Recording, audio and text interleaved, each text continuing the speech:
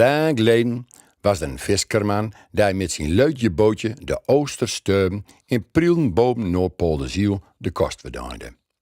Jaap, zo heette de viskerman, was een noorzoot van de welgestelde familie van den Alkemade van hier tot Gunter. Hij leefde en woonde op het schip en verdiende zijn brood met vangen van kabeljauw en platvis. Jaap had al leeftijd door van je zeggen kennen dat keerskes onderhaat duurder waren dan Joras toort zelf. Maar beste mensen, op een dag kreeg het leven van Jaap een omslag van je welste. En het scheelde maar weinig of onze beste Jaap had het zou doen. Jaap moest die dag duchtig maken. Het steumde allerizigst en het leutje bootje werd een speelbal der natuur. In al geschreven staat: Den viskerboot Oosterstorm van Jaap van den Alkemade kwam tijdens den Allerheiligenvloed op een zeer uitnemende hogenvloedgolf en spoelde tot de Olde Damstermaar nabij den stede Groningen.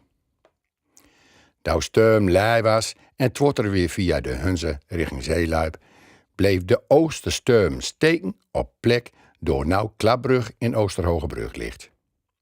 Loze Jaap was in eind geen schipper meer, maar onbezoldigd tolbeheerder. Zijn boot kon vanzelf mooi gebruikt worden als brug over het Damsterdijp. Noors tolheer bleef Jaap viskerman om reden zee een bultvis in het Damsterdijp achterloten haar. Het kriaalde er namelijk van kabeljauw. Maar zij had nog wat schiers achterloten.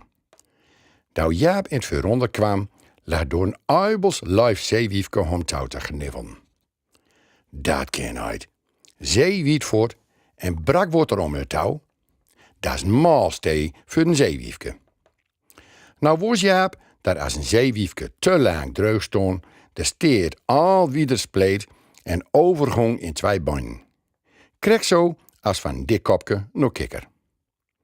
Jaap had tijd en verzeurt het uibels schiere zeewiefke als een echte vrouw en storen gaan waarschijnlijk meest waar zijn lijverd vandaan kwam. Tot in lengte van jaren speelde hij op zijn accordeon en zong zijn wiefke de alderschierste zeemansversjes. Zo werd Jaap van den Alkemade de eerste dirigent van Oostersteum op Hogebrug en bleef hij toch een viskerman, want vislucht om hem touw is altijd bleven.